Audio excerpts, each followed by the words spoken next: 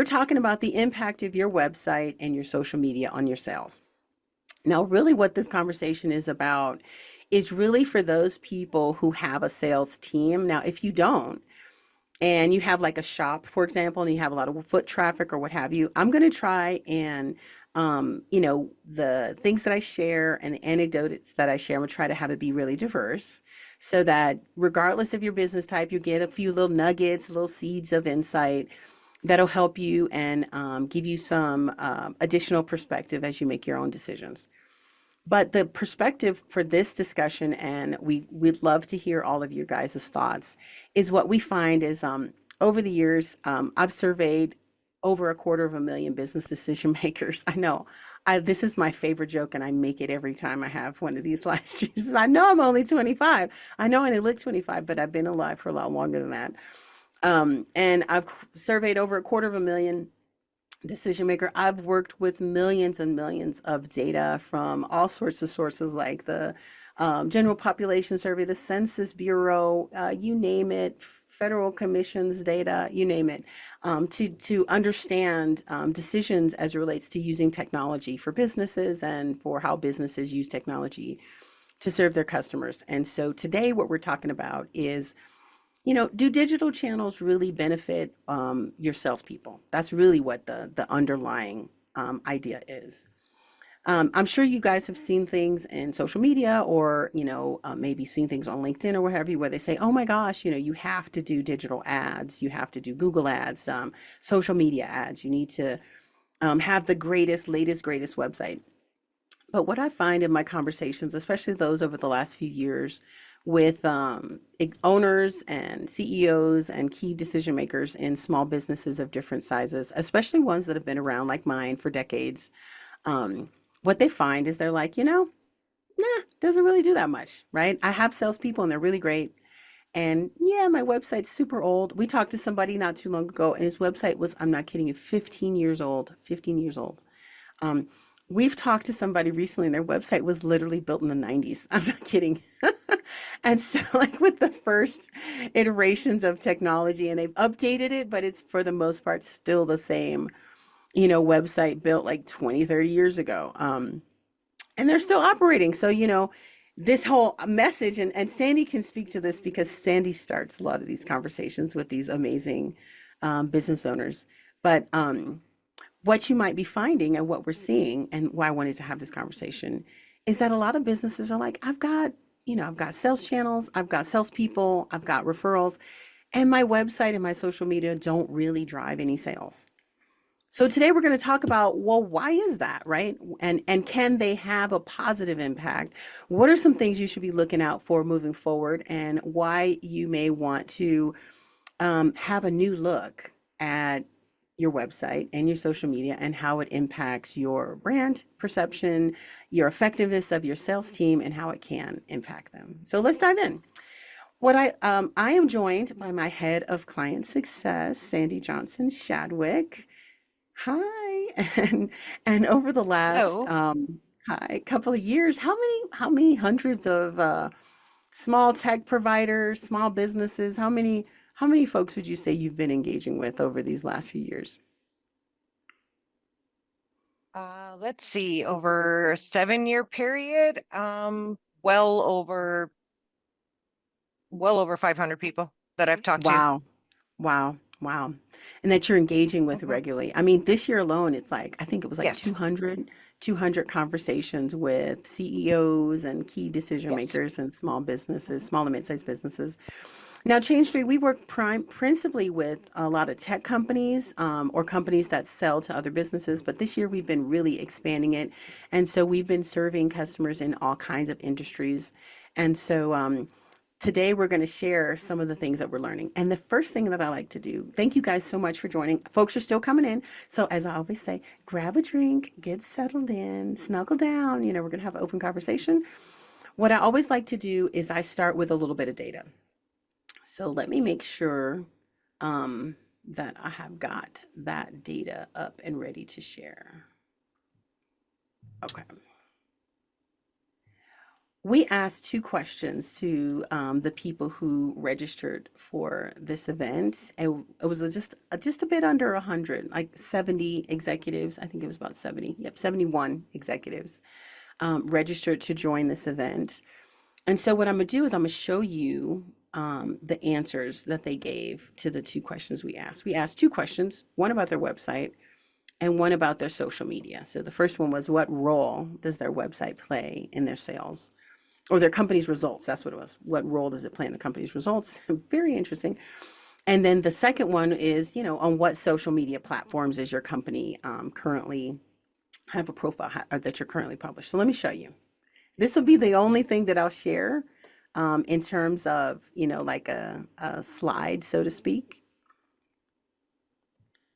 And can you see, Sandy, can you see my screen? Let me move this out the way. Here we go. You seeing it? Okay. So first one, what role does your website play? So yeah, about a third say, yeah, it showcases our offerings and our services. Of course, no brainer, right? You think if more people would say that. Okay, so another 30% say, okay, it provides our contact information. But here's the thing that I really want to look at. Only about 14% of folks say, okay, this enables some lead generation. 1% say it has no effect. So that means 99% of these 71 executives said, yeah, it plays a role in my company's results, but the inside track on this is that the results that it play is very superficial, right? It just showcases what we do. It gives our contact information, not too much more, right? It's not we're not necessarily using it to generate revenue through e-commerce or what have you. And when we go over here and we look at, okay, which social media platforms are these executives in? And this is I think it aligns really well with other data that I've seen for a broader cross section of small and mid-sized businesses. A lot of them are in LinkedIn, right? LinkedIn's number one for, business to business.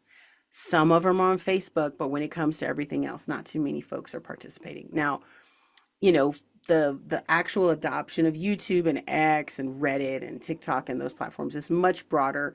But in terms of companies' participation in those, where they showcase their brand, is probably not as popular as it is for consumers to sign in there. So that's the first thing that I wanted to underscore, is that websites today are often thought of as kind of like a brochure, right? Online brochure.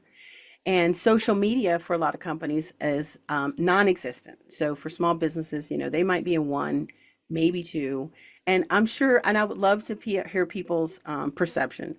I know we struggle with it. I was just talking to our content team. Hey guys, can we get some more focus on our social media? A lot of folks struggle with finding things to post and being active in social media.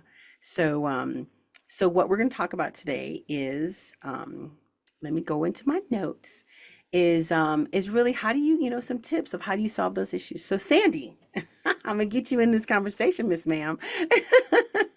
Okay, So Sandy, I'm we ready. actually met with an executive not too long ago, and he was talking about his company's website.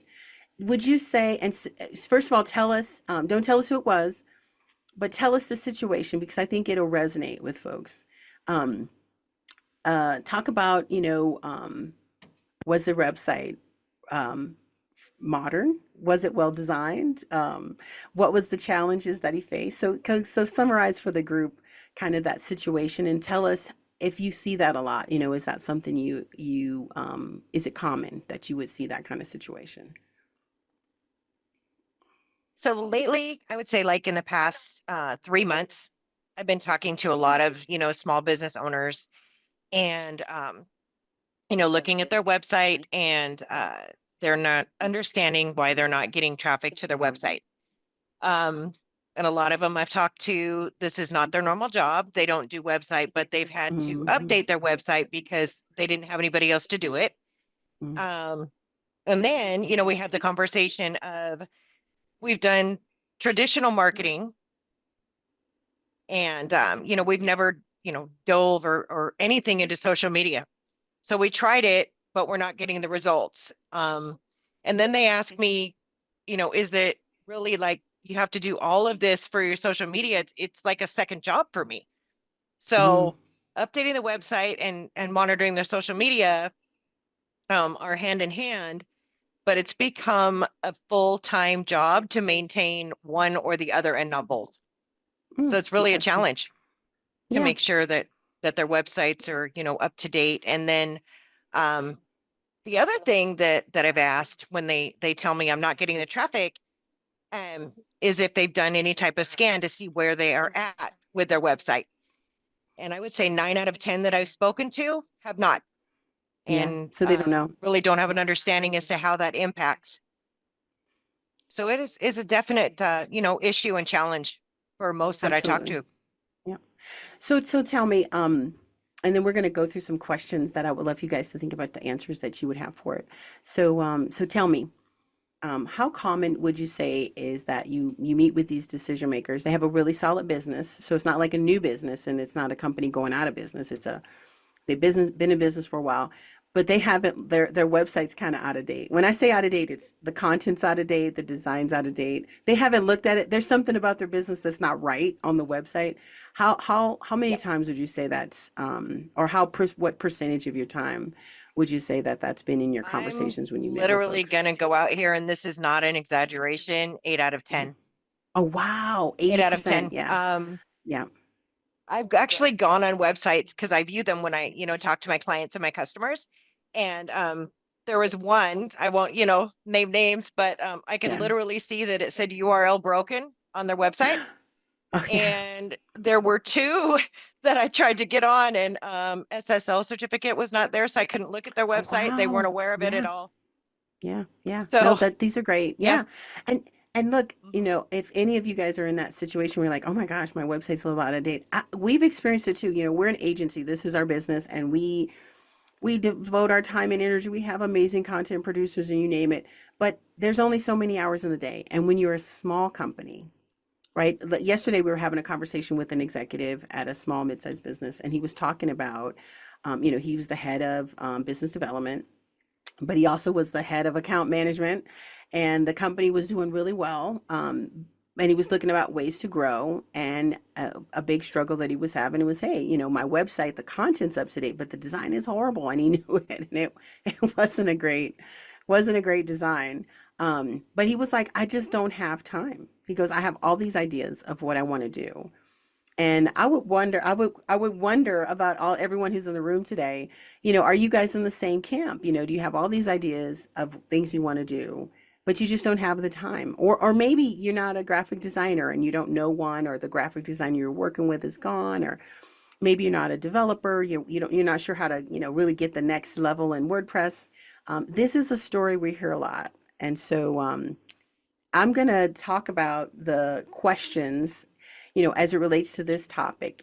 Is a website, having a fancy website and being in multiple social media, will they really positively impact your sales? Because that's the question. And the question is yes, they will. So just flat out, yes, it will definitely positively impact your company's results. It's not going to per se, sink you down a rabbit hole today. If you're like, oh, my website's like a afterthought and I'm not really in social media and we don't do much there. It's not going to kill the sales pipeline that you have today. But what I will say to you guys is every year, of all the decision makers in the country who can make buying decisions for your business, whether they consumers or business decision makers, every year they get younger. So like, I wish that was true for all of us, right? But what I mean is as a whole, as a cohort, right? The average age of those people who are in decision making roles is getting younger.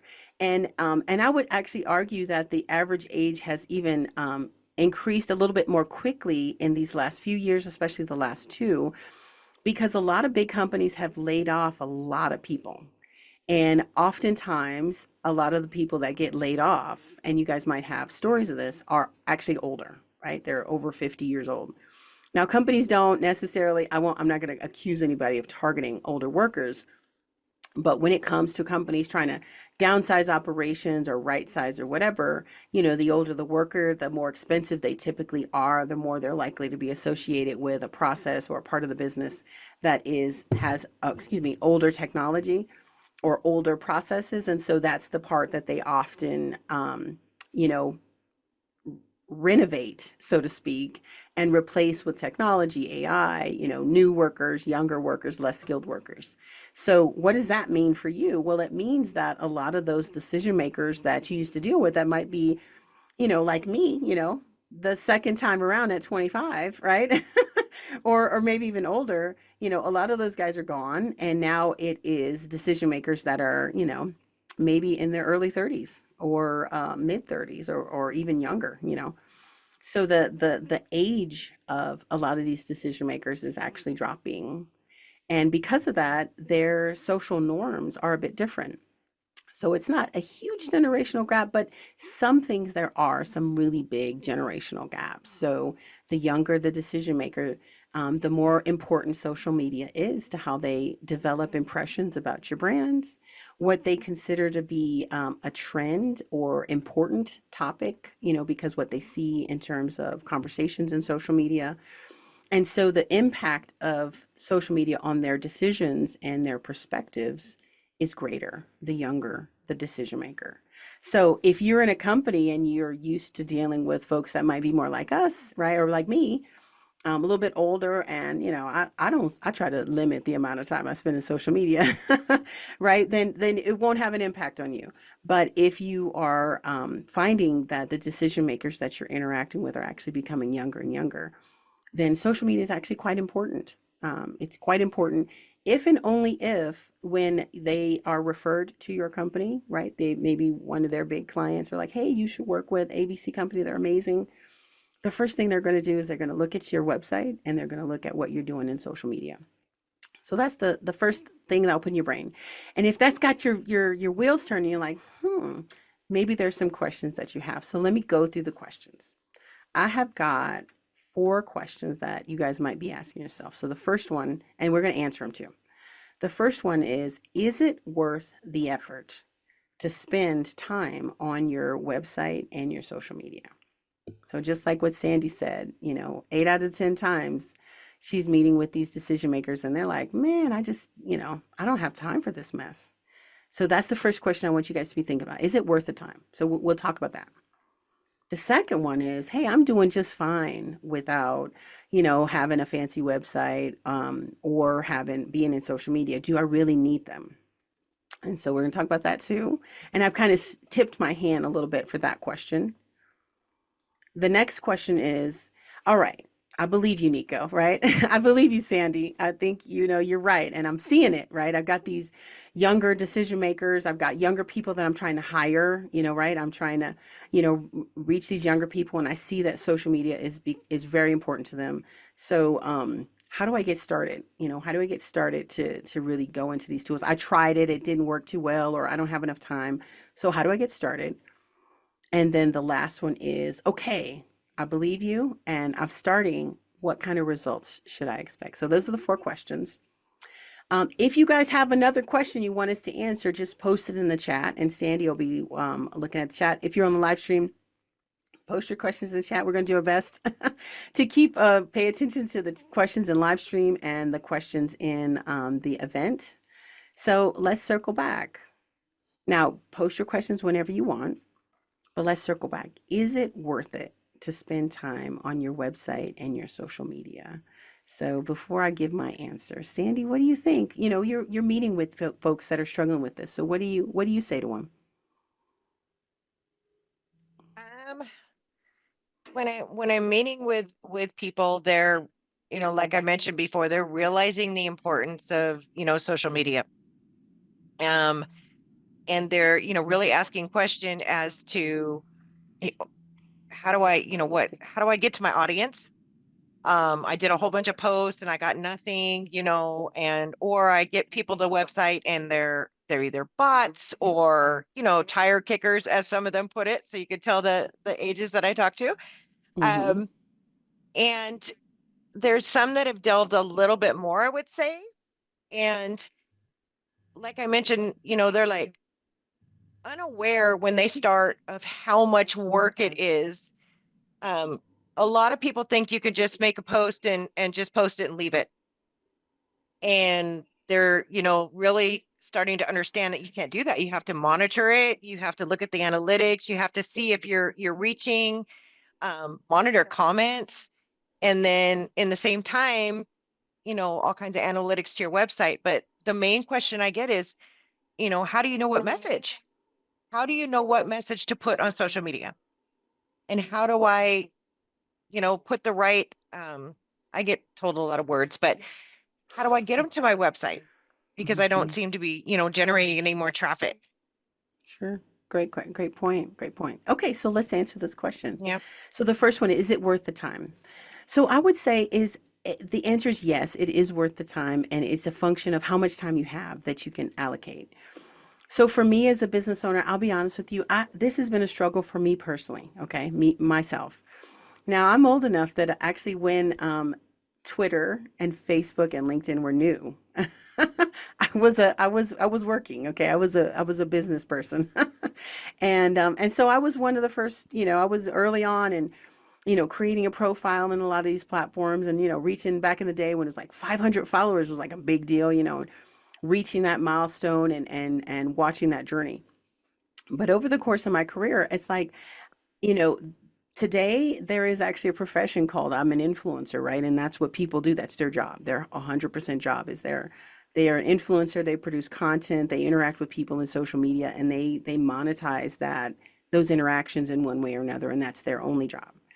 But for the rest of us that have other jobs and we're paid to do other stuff, the amount of time that we can spend in social media is really limited. I've seen people navigate it like phenomenally well. I've seen people struggle, with how they navigate it. Here's my tips. I try to allocate about 30 to 60 minutes a week for social media and for reviewing things like, is the content on our website currently up to date? That sounds like very little. Now, of course, we spend a lot of time on other things, like like we're hosting these events and we're doing live streams, we're doing stuff like that. And so I'm not including that amount of time. I'm talking about just regular maintenance, day-to-day maintenance. So I would say, can you allocate some small amount of time? Is it 10 minutes? Is it 30 minutes? Do you make a recurring calendar invite on your calendar to remind you, check your social media, think of something to post. And so to Sandy's question is, okay, well, what do I post? What do I say? The thing that I would advise or suggest that's the easiest thing for you to talk about is what you're an expert in. Don't worry about trying to be like, the most, like Joe Rogan or, the world's most popular podcaster or whoever else, right? Don't try to follow somebody else's approach. It might be a great approach, but I would say do what comes naturally to you. Each of you as a business leader and as a business owner has something that's really special and amazing about you. Maybe you've got the best cupcake in the nation, or maybe you really love the way that your restaurant has a happy hour or whatever, right? Or you're an accountant and you just really love working with women business owners or whatever it is, right? There's something about your business that's unique. It's unique to you. It's unique to your sales team. And so I would say start there. Don't, you don't have to cut new paths. You've already got a really great path. You're talking to clients. You're an expert about something already because people are paying you for your expertise and for your services. So talk about that.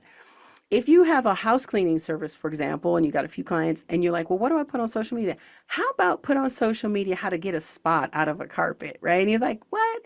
Absolutely. So let's give some examples. Chick-fil-A has a really great, so it's a quick service restaurant, QSR. And you think, well, what would they put on a blog? Whoever they're working with, their internal team or the agency they're working with is doing a great job. I don't really love their website, but the content they produce is phenomenal. They have recipes.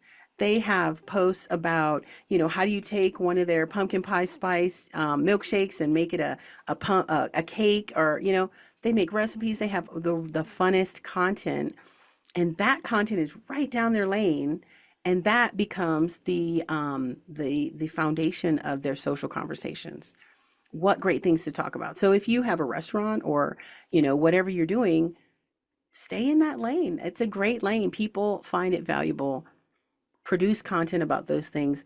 Don't worry about trying to produce content every day or even every week, even though that's what the industry standards say, right? 5 blog posts a month and two blog posts or two social posts a day is what they say. Oh, if you do this, then you'll get great results. Well, I would say that I've done that, and you do get more traffic and you do get more engagement, but sometimes the time and effort involved in doing those things aren't worth just using your usual channels, right? So I would say invest the time that you can, but do invest the time. That's the first point. The first answer to the question is it's worth it's definitely worth your time. Make that time really small. If you are new to this, or you've got a really well developed sales team, but do it, because over time those little 15-minute chunks that you've spent in producing really great content about your business, your recipes, your little videos, your how-tos, get your salespeople involved to do the same kind of stuff. All those little chunks of time build up over time, and next thing you know, you've got a lot of really great content that and a great social presence. So Sandy, what do you think? What would you be your recommendation about what's the right amount of time for a business owner to spend on social media or on their website?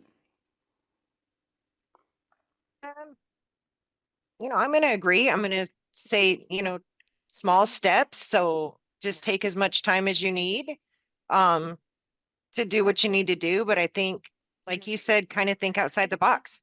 Like you gave that Chick-fil-A, think outside the box. If you have a website, no matter what you're doing, no matter what you're trying to promote, you want to make it fun and entertaining. And believe it or not, if you have a house cleaning business, you can make it fun and entertaining.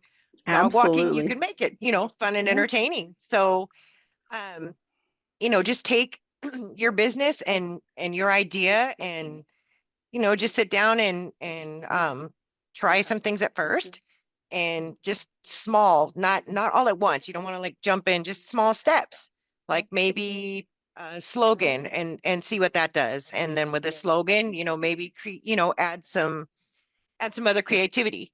But if you're 1 to 2 people business, maybe you uh divide the time evenly, like you do 15 minutes or you do 15 minutes and just do what you can so that you're not, overwhelmed by it. absolutely, absolutely. So our recommendations for smaller companies, right? Like I said, because there's lots of information out there that I'm sure you guys are seeing of what you should do, or how much time you should spend, or how many times you should post, or how many blogs you should write, and all that kind of stuff. Those things aren't always written with a small business owner in mind, or a small organization, or a nonprofit, or a small company that doesn't have a huge budget or a huge staff. They're not always written with that in mind. And so don't worry about that. That's not to say that those things you can disregard them or they're not true. They are. That, the more time and effort you spend in those things, the more of a benefit they will give to your business. But the point that I'm making is that having a up-to-date website and being in more than one social media platform is important, is worth your time. And even if you can spend just a small amount of time in it, there's some tools and things that you can do to make it easier to do. So, and we'll talk about some of them. For example, there's some really great scheduling tools out there, whether it's Hootsuite, which is been around for like ever, SEMrush, there are lots of tools out there that you can use to help you schedule things so you can be more efficient. There's platforms you can use using AI that'll help you produce content. So, or if you're like, I've got a lot of great ideas, but I'm not a great writer, then you can use tools like that, whether it's Grammarly or Jasper, .ai. There's tools like that that you can use. You can even use them for free. Loads of people are using like ChatGPT to produce, social posts and content. Um, I'm not a huge proponent of using AI only generated content. You can spot it. You can spot AI creative. You can spot the AI videos and the AI pictures and the audio and everything. You can really spot it. So I wouldn't recommend you just only use that, but it can definitely help you to be more productive. So, it's okay. Tiptoe into it. Go slow. Don't, please, I hope that what if you walk away from this is that you walk away feeling empowered, that you don't have to follow anybody else's path. Your path is a great path, and whichever path you go down is going to be good. And that if you do see the trend that I'm pointing out, which is that decision makers, especially for those buying business solutions, they're getting younger and younger every year, right? Their average age is dropping. And that's been happening for decades. If you see that trend, or you accept it, or you want to be prepared for it, then in order to be prepared for that trend, you'll need to start to develop the routine, the processes, and the habits in your company for yourself and for your team, especially your salespeople, to make sure your website is accurate and up to date, and that you keep it up to date, and that you're in social media. And it's bigger than LinkedIn. You've got to be in more than one platform. Right now, what we say, there's four that you should really seriously consider. So LinkedIn, most people are there. Facebook is the biggest platform out there, and it's connected and integrated with Instagram. So there's a lot of efficiencies you can get. Instagram's super popular, especially with really young people on the personal side. So, Facebook would be next, closely followed by Instagram. You can have a lot of similarity in the two of them. And then X. Those are the big ones. But other ones are like Reddit. TikTok's super big, huge. It requires video. So we'll talk about some tips and tricks on how you produce a video so you can have a presence in some place like a TikTok as well. All right, so next question is, hey, I've got a sales team, right? So say you guys have salespeople, or maybe you got inside sales, or maybe you have a store, and so you're like, I don't need to be in social media. My customers, they love my bakery items, and they come to my store every day, so I don't need to be on social media. So what's the benefit? Why would I spend any of my time or energy on doing those things? So here's a few things that I would say. I talked about how decision makers are getting younger, but here's the thing. Lots of companies, your competitors, are coming in and they're using social media, and they're using their really advanced websites to build a relationship with your existing customers right now. And that relationship is they're using that as a launching pad to basically build more influence with those customers. So let's say you're a baker, everyone talks about Crumble Cookie, right? And they've got like, viral social ads. They've got celebrities eating their cookies, taking challenges, doing mukbangs with Crumble Cookies, you name it. And so, of course, they have the budget to pay for that kind of stuff. But the truth of it is that I think almost every small business in the country is competing with bigger businesses, right? That have more money. And the bigger the business, the more that they can spend on social media, the more they can spend on having, leading edge websites and all these digital technology. They're spending on Google Ads and paid search and all this sort of stuff. And so your competition, especially your big company competition, are using these channels. And so if you're like, well, my salespeople are doing just fine right now, they might be doing just fine right now today. But what I would say is, year after year, you're going to find that it's harder for your salespeople to start new relationships, build those relationships, and to close deals in your usual way. So, Sandy, I want you to talk to me about this. But here's something that we've observed in our business. We generate a lot of leads for our clients, all forms of leads, but including what they call the gold standard, which are scheduled appointments. And we put a lot of time and energy into finding the right buyer and matching them with our, client, and facilitating a really great conversation. That's what we do all day and all night. So we've learned to ignore rejection because there's a lot of it to find the positives in there. For those 10 leads, we probably got rejected 10,000 times or whatever it is. But here's what we started to hear during the lockdowns. And Sandy, tell me if you're still hearing it, is that, people were still making connections, and they would meet, they would have the virtual meeting. But we started hearing salespeople say, it's harder. It's a lot harder for me to close deals now. I used to be able to take people to lunch. I could take them to dinner, take them to a ball game. I would go grab them. I would travel and go see their facility or invite them to mine. We would go to trade shows together. And so during that kind of post-pandemic period, people's behaviors changed. Now they're coming back to traveling again, but there's been some change in how relationships start and develop. We're hearing other things like people are like, oh, it's harder for me to get them on the phone now. They don't respond to email as frequently as they used to, right? All their communications preferences are changing. So Sandy, talk to me about that, because Sandy deals with a lot of salespeople and supporting them. She also heads up as the part of client success that includes sales support. So talk to me about that, about, how is it harder building relationships right now for salespeople? No, it's very, very common. I speak to a lot of salespeople, and It's getting harder to get to have the first meeting, but getting to the second meeting is becoming increasingly difficult. Repeated emails, phone calls, things of that nature, have salespeople really frustrated. Um, they have a great meeting, but then they can't ever get them back on the phone, or they can't, get that second meeting. And they don't really have the time to do the repeat phone calls and the repeat emails. So they're not closing deals as fast.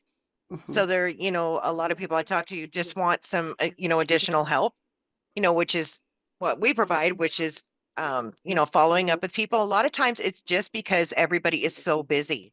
They're not being Mhm. ignored. They're not being ghosted. They're just so busy that it's just, trying to get them back on the calendar. So a lot of frustration throughout various, salespeople that I talk to.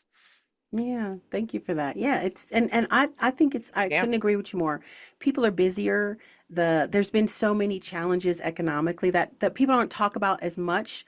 I know people talk about inflation and they talk about those kind of hot political topics, but just from a business to business perspective, just daily operations from a business perspective, companies really increased their especially tech companies, they hired tens of thousands of employees during the lockdown because in a very short period of time the way that business was done fundamentally changed, right? People started doing virtual meetings, Zoom info, and all those Zoom, excuse me, and all the platforms like it totally transformed how people hosted meetings. They did a bunch of research. They're like, let's optimize this, let's take it to the next level, and but people were like, I love working from home. And so companies, the way they work have changed, right? So they, even though companies like, yeah, we're coming back into the office, a lot of them still have hybrid work weeks, right? People are still working from home.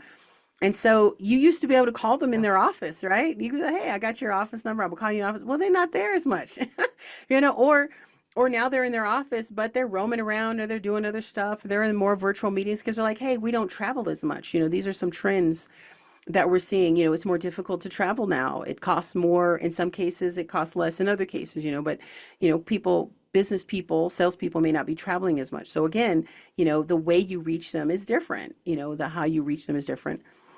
So you're like, I'm doing just fine with the channels I have. What I'll say to you again, my job here is to simply give you ideas and sprouts to spark your ideas and foster your growth. Is that it might be working great now and it might keep working great, but there's a chance that, like Sandy pointed out, salespeople we're finding the salespeople that we support, which are a lot of times in tech companies, they're finding that it takes more time and energy to foster and progress relationships. And I would really be curious about the folks in the room, if you guys have sales teams, if you're experiencing that too. And we hear about it from all kinds of companies that sell business to be business solutions, especially techs, but telcos, custom IT software, you name it. And they're a really great example of business to business interactions. It just takes more time and energy to, build those relationships because, like Sandy said, people are busy. And to the point that I was making is they hired a lot of people after the pandemic, but now they're laying all those people off as we kind of get back to pre-pandemic activities. So they don't need as many staff in those telcos, and they don't need as many staff in the software companies, or they've also have been replacing people with using AI and machine learning and different technologies. So there's loads and loads of people that have been laid off. And those organizations are shuffling responsibilities around. So back to your salespeople, well, the person they were talking to last year might not be in that job anymore, or the person they were talking to last year might still be in the job, but now they've got three other jobs. So people are busier and they've just got more things going on. Um, so with that being said, so you might be like, well, what does my website and what does social media have to do with any of this, Nico? Right? So get to the point. Well, what it has to do with it is it creates a new avenue where your salespeople can connect to your prospects. And I'm gonna go back to you, Sandy, because don't you do that, right? You've met with hundreds. I think it's, if I looked at our pipeline, it was like a couple of hundred small business owners and decision makers just this year alone. How and I know your process is you go reach out to them on LinkedIn and stuff to connect with them there. How Yep. often are they likely to connect with you on LinkedIn? Um, when I reach out to them, I get, about I would say 20% response rate 1 out of 5. That's when I pretty reach good. out to people. Hmm. Yeah, it's actually pretty good. As long as you have an updated profile and you update your LinkedIn, it's a good tool to reach out. I'm able to communicate with some that don't, respond during email or a phone call, but they will respond to me during LinkedIn. Um, Interesting. so I've actually gotten more response in the past 2 months, I'd say, in LinkedIn than I have on any phone calls or emails. So That's a great point. Yeah. a So very back useful to, tool. is it Yeah. worth it? Yeah. Is it worth it? Right. Yes. It's one more way to Yes. interact with your current and future customers. So, especially for your sales team. So, what's the Cliff Notes version of what we were just talking about? So the Cliff Notes version is it's worth your time. You absolutely need to make sure your website and your social media are up to date and they reflect your business. And your opportunity is to empower your salespeople to use these channels. So you don't necessarily have to have a big corporate brand, but definitely engage with your salespeople. Make sure they're active in social media, especially LinkedIn, to connect with your current and future customers. It's one more way they can engage with them. Definitely have a policy, some guidelines for them on what is appropriate and inappropriate interactions on social media to make sure that they understand. If they're connected on Facebook, for example, I'm connected to a lot of my clients on Facebook. It's a common thing. I'm also not hugely interactive on Facebook in terms of like publishing a bunch of stuff that might be inappropriate, right? But it's important that if your salespeople might be doing it whether you've asked them to do it or not. And so it's super important, and it's a great opportunity for you to talk about it with them, establish some agreed upon, approaches, guidelines, and ideas, and definitely, incorporate things like LinkedIn into their communication set. So like Sandy said, whenever we meet with a future customer and with our existing clients, she's connected with them on LinkedIn, and it becomes one more channel. It's like if they were using Skype, we like to use Skype. If they were using Skype and you're like, hey, give me your Skype ID, or hey, give me your cell phone number, I'll text you. It's like one more opportunity to connect with them. And so it's a great thing to add into your salespeople's toolkit to have them, think about how they can use social media to connect with current and future customers. The platforms that are appropriate really depend on the type of business you have. So for us, where we're in B2B, we sell to other businesses. Obviously, a LinkedIn is super appropriate, absolutely strongly recommended if you sell to business people. If you, Facebook is probably okay if you sell to business people. It's absolutely okay, but definitely make sure that your salespeople and you are mindful of the things that you post there. X also very appropriate, especially if you sell to government. All the government agencies are in a platform like an X, and so, excuse me, you definitely want to. It's appropriate for you guys to be there. If you sell to consumers, then that's really where you want to make sure you're on Instagram and TikTok and places like that as well, because that's really where consumers are. And they're going to engage with you in that environment. And they're going to love your cupcakes or love your house cleaning services. And those little boosts are priceless. When a customer likes your post, or when they share your post, or especially if you've got something fun or interesting that you've shared that we've talked about earlier, then it's going to be priceless to raise attention for your business. All right, so next question. Before I do that, does anybody in the room have a question? Anybody in the room have a question? Sandy, will it pop up if we have a question in the Q&A? Because I'm not, I'm old, you guys. So I'm not No, always looking at it. I'm It not won't seeing pop. anything Okay. So right you now. tell me, okay, you monitor the chat and you tell me. All right. So if feel free, guys, if you have a question. And thank you again for joining us. This is awesome. And of course, I see some folks that I know there. Thank you so much for joining us. And I'm looking forward to talking to you, because some of you guys, I'm going to be talking to you soon. So it's awesome to see you there. So let's keep going. So the next question I have is, how do I start the process of taking advantage of these tools? So I mentioned a few ideas earlier. The first thing is dedicate a small amount of time. So I know there are people out there that are like, oh my gosh, go big in social. And in January, actually at the end of January, we're actually going to have a discussion, an event that's called Is Now the Time to Go Big in Social? But for right now, if you're just a regular business owner, you're the leader of your organization, you play a role, you have a whole nother job. I would say start small, just start really small and focus on being consistent. So find your 15 minutes. Maybe it's 30, let's say 15 minutes. Find your 15 minutes. Make a little recurring invite for yourself. Is it 15 minutes every week? Is it, an hour a month? What you name it. It's whatever works for you, whatever you're comfortable with. But make a commitment. That's the first step, is make a commitment to yourself and schedule a little recurring meeting to remind yourself to do it.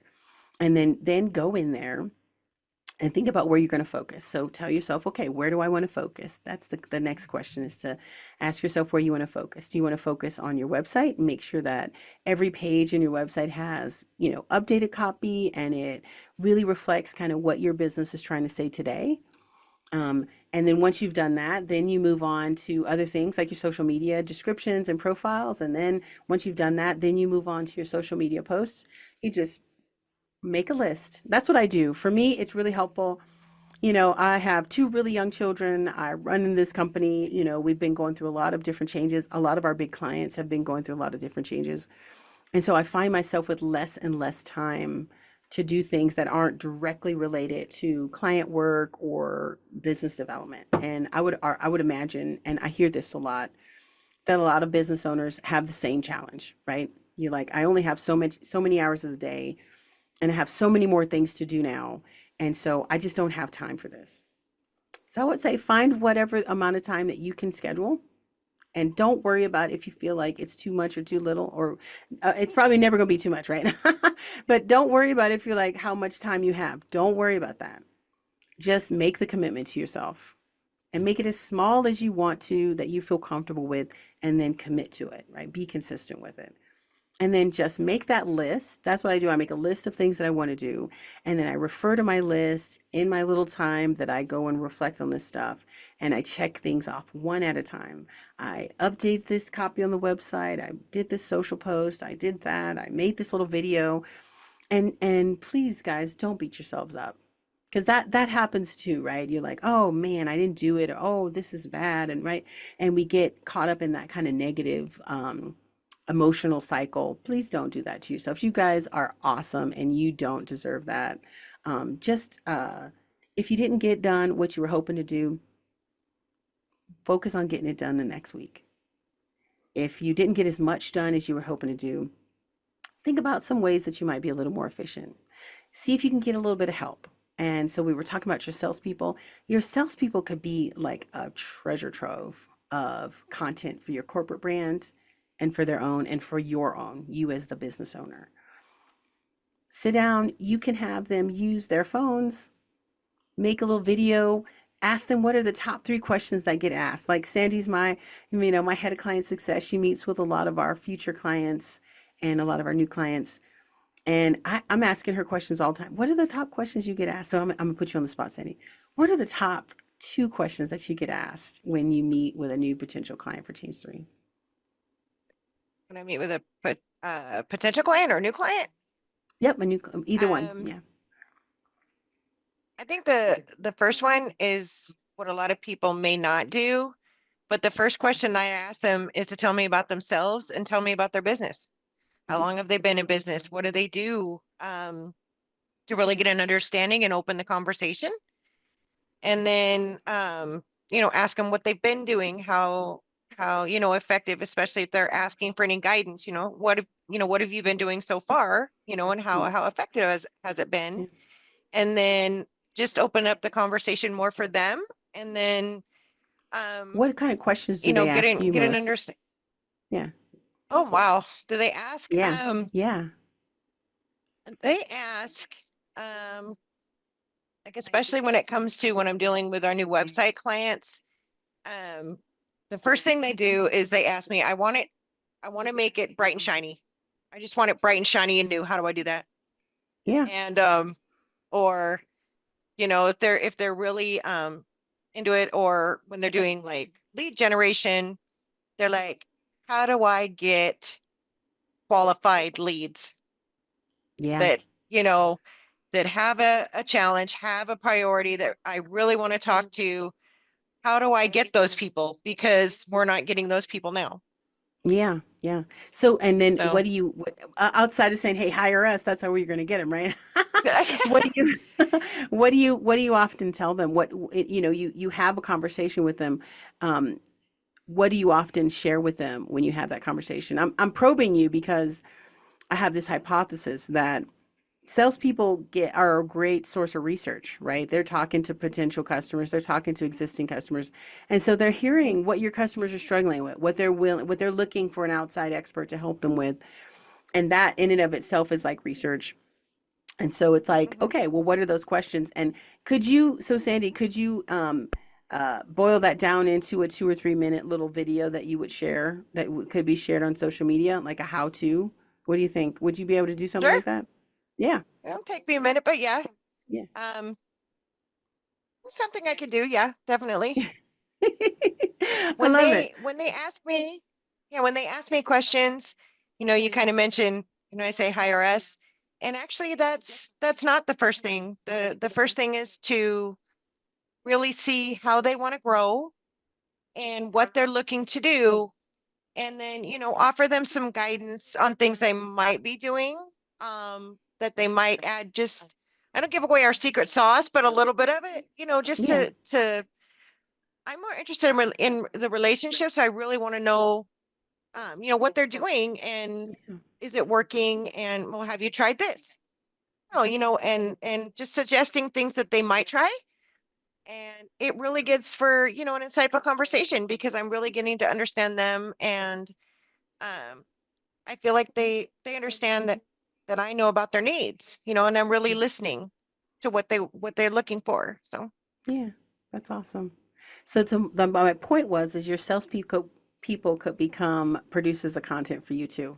Whether it's their, talking about a case study or a success story that they had yeah, recently, even if they don't show names, they can talk about, hey, I met this client the other day and this was their challenge and this is how we would recommend you solve it, right? And it could be yeah, a routine that you could get them in once a month, once a quarter, and that produces like just the gold, just valuable content, because if these are questions that they're coming across with potential customers, then I assure you it's going to be relevant to those customers. Now, something you brought up yeah, earlier, Sandy, was, oh, how do I make sure that what I post on social gets to the right people? And so we've actually had an event. We've had some discussions about that. We had an event. Was it last month? I think it was last month, right? The breakthrough ideas, where we talked about the B2B ID graph. And so please watch the replay, or if you want to talk about it, set up some time to chat with me, and I'll walk you through it. I'm not going to do it on this event, but there's definitely ways that you can make sure, that when you're posting things in social and what you put on your website, that, you can really direct it to the right people. There's other little tips and tricks that our head of content, Heather Leatherwood, always walks us through, whether it's using emojis or hashtags or, things like that, keywords, in your posts and in your content, to make sure it aligns, with the right groups and things that people are searching for. There's ways for you to research that kind of stuff. But the question that I was answering is, how do you start? Well, the way you start is you find that miracle amount of time that you can allocate, and how often you can do it: once a day, once a week, once a month. You commit to it, you set up your recurring schedule, and you just make that time as productive as you can. And some things that I do to make my time productive is I make a list of the things that I want to do. I come up with all my ideas. I let myself go wild with kind of what I'm thinking and what I wish I could do. I look at all the content that we have. We produce a bunch of content. We gather a lot of information. I get a lot of information from people like Sandy, and then I just make a list. So when I have my time that I've committed to it, then I can just think about, okay, what's the easiest thing for me to do? What things can I get somebody else to do really easily? And I just start a little process. And you'll find that once you get started, it's like one of those balls, you see the Looney Tunes commercials where they have like a teeny little ball of mud, and then it goes down a hill and it turns into a huge big ball when it gets to the bottom. See, I'm dating myself again. Um, but it's similar to that. You start small and you'll find that you'll get better and better at it as you go along. You start to discover little tools that you can use. I mentioned some. Grammarly is a great one to make sure you don't have typos. It also has some AI engine in it that'll help you rewrite things so that it's written more um, effectively, or if you're not great at writing, it'll help you rewrite stuff. There are other tools out there like Jasper, .ai that can go even further if you want it to. It'll even produce social posts for you. It'll do research for you. And so those things can be really helpful. But you just, make small steps. That's how I would recommend you get started. The more that you do it, the more you'll get to know it. Just like with your business, you were new at it one day and you were green and you had to learn it, and it took you, the decades that you've been in business to become the expert that you are. And the same is true for using these new digital tools. I don't encourage anybody to just go dive into and be like, I'm going to spend all my time there, because that's not how you build your business. And that's not how you interact with your clients today. But quite frankly speaking, it is how people are starting to build impressions of brands and people. And so it's an opportunity. I think you can think of it as an opportunity. And it's really the amount that you can invest in it is whatever's right for your company. If you want to make a bet on it, as some people have, and you want to invest a lot of time in it, you may get a great reward. Some people have made huge investments in it and they haven't gotten that reward. So it's really a personal choice, and I would never suggest that there's one right answer, because there isn't. It depends on your business. It depends on your personality. It depends on what you have to say and who your audience is. But what is true for everybody is whatever is right for you, what fits, what works right, is really going to be the thing that's going to be the most effective for you as a business professional using these kind of channels, because you'll be able to commit to it and it'll be authentic. And the other thing that is absolutely true in every case is the authentic, well thought out content is the thing that's going to resonate with whatever audience you're positioning it to.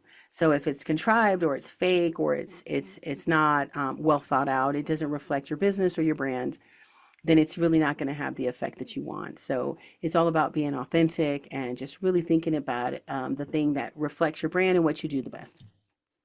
All right, so last question, what kind of results can I expect? So it, again, do you spend, do you run an ad campaign? Do you, if you spend so many hours, are you going to get leads? Here's what I'll say. And Sandy, I would love for you to tell me your perspective too. So Sandy said, 1 in 5, right? 20%. So she engages with customers, 20% of them, either some of them are on LinkedIn or what have you, but those that are, a bunch of them connect with her. And some of them engage with her through LinkedIn, right? Some of them even, she can reach them that way. Maybe she conversates with them because maybe they didn't see her email or didn't have time to take the phone call. And so, but they are, active on LinkedIn or what have you. So just that in and of itself, you can expect that if you educate your salespeople, or you as the lead seller in your company, if you're interacting with clients through social media, you can expect that they're going to interact with you back. And you're going to leave impressions with those clients. And the place you might start would be your existing clients, and to just deepen your relationship with them, to also really get a better impression of what they're doing, because your clients, just like you, are on this journey with social media, and some of them are going to be really far in the journey, some of them will be new, and it becomes an opportunity for you to interact with them in one more context. I used to travel a ton when I was very early in my career, but now that I have 2 really small children, even though I'm at an older stage in my life, I have 2 really young children. One is 5 and one is 9. And so I don't travel very much at all. And when I do travel, it involves my bus and my kids and just everything, because I have made some choices about how I raise my children and the time that I spend with them. So traveling is really not a good option for me anymore. And because of that, I don't see my clients face to face like I used to maybe 10 or 20 years ago before I had kids. So social media has become a great way for me to interact with my clients, for me to see what they're doing, for me to big up them and give them some high fives and some props. And so I would say that that's also a great thing for you guys too. Social media can become a great way for you to deepen your relationships with your clients, and especially if you are appropriate and, thoughtful in each of your platforms. I'm connected with a lot of my clients in social media. A lot of my clients reach out to me in Facebook and, YouTube and other places. And so, and I gladly connect with them there, because I'm not out there doing ratchet stuff, y'all. So if you're one of those and you like to do ratchet stuff in your social media, don't connect with clients there. Create an account just for that purpose. But definitely it's a way for you to engage with existing clients. As relates to future clients, what can you expect? It's very similar. So if you're meeting people doing business with, about potentially doing business with them, it becomes an opportunity where you could connect with them. The better the relationship, the more likely you can connect with them in personal social media platforms like Instagram or Facebook or what have you. If you have a business to consumer business, it's 100% appropriate for you to reach out to people or to ask to connect with them on social media. So, hey, follow my bakery. Hey, follow me, right? It's completely appropriate for you to do that. It's less appropriate if you are provide business services, right? To try and connect with them in what would be considered a consumer social media platform. But either way, use your judgment. Think about how you integrate with your clients and navigate your way through it. In terms of the results that you can expect, is you can expect engagement. Can you expect to get sales? I wouldn't say that any channel would be a surefire way for you to get sales or quality leads. But what I will say is that the more channels that you add into your mix, email, social media, phone, paid ads, the more things, events, trade shows, you name it, the more things you add into your mix and the more ways in which you engage your audience, then the more likely they're going to remember your brand. They're going to think highly of your brand. They're going to remember you, and they're going to be more likely to engage with you and answer phone calls and respond to your emails and, engage with you on social media when they're very, very busy. So that being said, I know we're running over. We're at about an hour. Now, usually we do a poll, but today I'm actually going to, um, what do you think, Sandy? Skip the poll and I'm going to save it for our January event on, when is the time to go big on social? And what I'm going to do instead is I'm going to open this up to the folks in the room to see if anybody has any questions. And before I do that, I'm going to give you a few minutes, my dear Sandy, to provide some lasting insights for the folks in the room about what you've been experiencing with those small business owners that you've been talking to over the last year or so. Okay. Well, if anybody, just a few last things from me is something she just touched upon, is definitely, keeping in touch with your clients and even prospects on, LinkedIn is a great platform. The more interest you show, like on LinkedIn, you get notified if they have anniversaries, if they have milestones, if they've taken new classes. Things like that. And it notifies you. So that gives you another conversation point. So you can say, hey, great. I see that you just got, a machine learning something certificate, something like Yeah, that. And that shows them that you're engaged with them and that you yeah. you really want to continue the conversation. Um, those that are struggling with their website or creating content, something that I've learned from the master here, but also in talking to my other clients, is something that you may think is insignificant, like something like she mentioned, like a cookie that you really have. You put it out there and put that special little tidbit about it, and it's going to grab the attention that you want. Um, if you're going to be one thing, if you're going to be marketing to different generations, something I have to do. I have older children and invest in kind of learning the lingo or the language as Mm, it transcribes every day is very important to reaching your audience as well. Um, funny thing, I said something the other day and my son told me, Mom, that's been out for like a year and a half. Get up with the times. So I find myself now, kind just of be just who you looking are. on Yeah. YouTube or whatnot. Using a language that is fitting to your audience is definitely going to get you, more people to respond. Um, and then, just little bits at a time. Just take everything, and that's something I've really learned this year as well in my own work is that take it slow, go in baby steps, and you'll end up getting to the result you want versus just jumping into something that you're completely not familiar with. So just baby Absolutely. steps and you'll get to where you need to be. Awesome.